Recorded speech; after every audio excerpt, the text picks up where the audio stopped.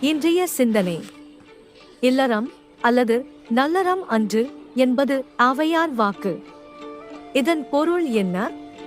இவ்வரிகளை நிரல்நிறையாக கொண்டு பொருள் காண வேண்டும்.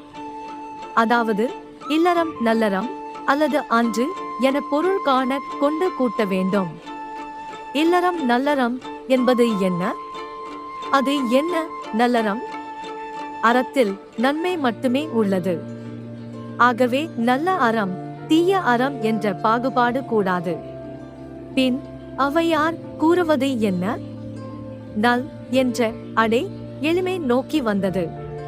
அதாவது, துறவறம் ஐம்புலன்களையும் கட்டுப்படுத்தி மேற்கொள்ள வேண்டிய கடுமையான அறம் ஆகும். இல்லறம் அப்படி அல்ல, எளிமையாக செய்யக்கூடியது. ஆகவே இது நல்லறம். சரி, இனி அல்லது அன்று என்றால் என பார்ப்போம். இல்லறம் அல்லாதது துறவரமே. துறவரம் நல்லறமன்று.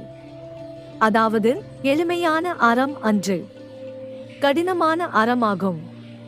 துறவரவியலில் வள்ளுவத்தை நோக்கினால் நன்கு விளங்கும் அக்கடினம். இதுவே கருத்து ஆகும். ஆவை பாட்டி துறவரத்தை மேற்கொண்டவர். அவரின் கருத்தை ஆழமாக சிந்திப்போம். நன்றி.